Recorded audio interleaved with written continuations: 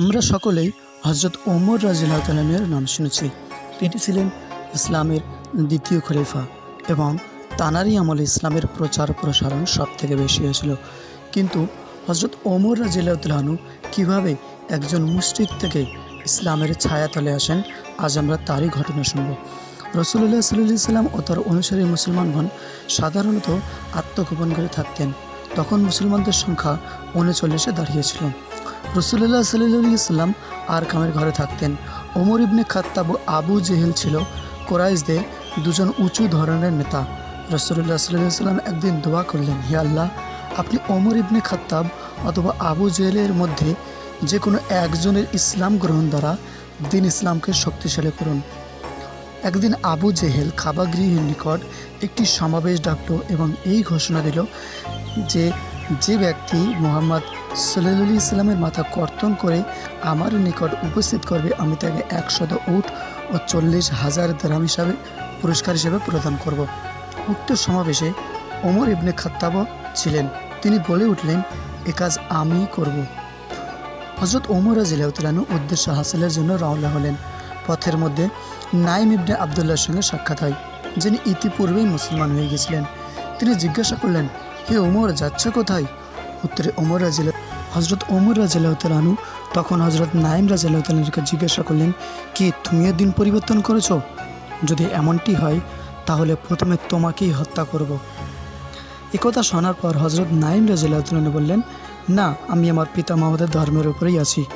একথা দ্বারা তিনি মনে মনে নিয়ত রেখেছেন হযরত ইব্রাহিম আলাইহিস সালাম, হযরত ইসমাইল আলাইহিস সালামের ধর্ম, অথচ তার কথার বাইরের অর্থ ছিল মুশরিকদের দিন। তারপর হযরত নাইম রাদিয়াল্লাহু তাআলা আনহু বললেন যে, তোমার বোন ও ভগ্নিপতি সাইদ ইবনে জায়েদও মুসলমান হয়ে গিয়েছে, প্রথমে নিজের ঘরের থেকে হত্যার কাজ আরম্ভ করো। এরপর হযরত নাইম রাদিয়াল্লাহু তাআলা আনহু বললেন যে, তারা তোমার হাতে জবাই করা পশু আহার করবে না। একথা শুনে হযরত ওমর রাদিয়াল্লাহু তাআলা আনহুর রাগ চরমে উঠল এবং তিনি বোনের ঘরের দিকে রওনা হলেন। তখন তার ঘরে হযরত খাব্বাব রাদিয়াল্লাহু তাআলা আনহু সদ্য অবতারিত সূরা তোহা তাদেরকে পড়ে শোনাচ্ছিলেন। ঘরের দরজা বন্ধ ছিল। হযরত ওমর রাদিয়াল্লাহু তাআলা আনহু ঘরের দরজা খুলে ঘরের মধ্যে প্রবেশ করলেন। হযরত খাব্বাব রাদিয়াল্লাহু তাআলা আনহু আত্মগোপন করলেন। যে পৃষ্ঠাগুলোতে সূরা তোহা লিখিত ছিল তা লুকিয়ে ফেললেন। হযরত ওমর রাদিয়াল্লাহু তাআলা আনহু ঘরে প্রবেশ করে জিজ্ঞাসা করলেন, কি পড়িতেছিলে? এরপর হযরত ওমর রাদিয়াল্লাহু তাআলা আনহু একটি বকরি জবাই করলেন এবং তার গোশত রান্না করে বোন এবং ভগ্নিপতিকে খেতে দিলেন। তারা ওটা খেতে আপত্তি জানালেন। এভাবে হযরত ওমর রাদিয়াল্লাহু তাআলা আনহু তাদের মুসলমান হওয়া সম্পর্কে নিশ্চিত হন। তিনি তাদেরকে প্রহার করতে শুরু করেন। প্রচণ্ড প্রহারের কারণে বোনের মাথা ও চেহারা রক্তাক্ত হয়ে যায়। বোন অতিষ্ঠ হয়ে বলে ফেলেন, তুমি আমাদেরকে মারো কাটো যাই করো, আমরা মুহাম্মদ সাল্লাল্লাহু আলাইহি সাল্লামের উপর ঈমান এনেছি, তিনি সত্য নবী। ওমর রাদিয়াল্লাহু তাআলা আনহু তাদের ইসলামের উপর এই দৃঢ় আত্মবিশ্বাস এবং বোনের রক্তাক্ত মুখমণ্ডল দেখে একটু আবেগ হয়ে গেলেন। তিনি তাদের থেকে দূরে এক কোণে বসে পড়লেন। কিছুক্ষণ পর বললেন, তোমরা যা পড়ছিলে তা আমার কাছে নিয়ে আসো। বোন তখন সূরা তোহা লিখিত পৃষ্ঠাগুলো নিয়ে আসলেন। ওমর রাদিয়াল্লাহু তাআলা আনহু তা হাতে নিয়ে পাঠ করতে চাইলেন।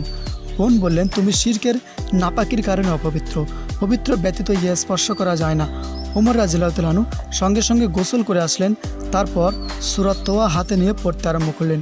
যখন তিনি আয়াতে পৌঁছালেন, তিনিই একমাত্র ইলাহা, তিনি ব্যতীত আর কোনো ইলাহা নেই, সুন্দর সুন্দর নামসমূহ একমাত্র তারই। হযরত ওমর রাদিয়াল্লাহু তাআলা আনহু এই মুজিজাপূর্ণ কালাম পাঠ করে প্রভাবিত হয়ে বললেন, কত সুন্দর এ কালাম, কত পবিত্রতার বর্ণনা।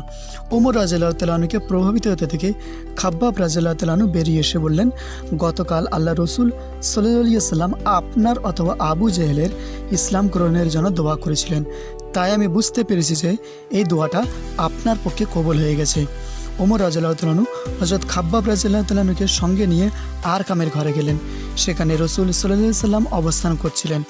রাসূল সাল্লাল্লাহু আলাইহি সাল্লাম সংবাদ পেয়ে ঘরের দরজার দিকে এগিয়ে আসেন। হযরত ওমর রাদিয়াল্লাহু তাআলা আনহুর সঙ্গে কোলাকুলি করেন। তারপর আল্লাহ রসুল সাল্লাল্লাহু আলাইহি সাল্লাম ওমরকে লক্ষ্য করে বললেন, হে ওমর, মুসলমান হয়ে যাও। সঙ্গে সঙ্গে ওমর রাদিয়াল্লাহু তাআলা আনহু বললেন, আমি সাক্ষ্য দিচ্ছি যে আল্লাহ তাআলা ব্যতীত আর কোনো মাবুদ নেই এবং আরও সাক্ষ্য দিচ্ছি যে মুহাম্মদ সাল্লাল্লাহু আলাইহি সাল্লাম আল্লাহর রসুল। এতে আল্লাহ রসুল সাল্লাল্লাহু আলাইহি সাল্লাম উচ্চ স্বরে আল্লাহু আকবার বলে উঠলেন। ঘরে সকল মুসলমান ছিল তারাও উচ্চস্বরে তাকবীর ধ্বনি উচ্চারণ করলেন। সকলের মনে এক আনন্দের ঢেউ খেলে যায়। হযরত ওমর রাদিয়াল্লাহু তাআলা আনহু বললেন, হে আল্লাহর রাসূল, মুশরিকরা লাত ও উজ্জার উপাসনা প্রকাশ্য করে, আমরা কেন এক আল্লাহর ইবাদত গোপনে করব? তখন রাসূল সাল্লাল্লাহু আলাইহি ওয়াসাল্লাম সকলকে সঙ্গে নিয়ে মসজিদে হারামে উপস্থিত হন এবং জামাতের সাথে নামাজ আদায় করে।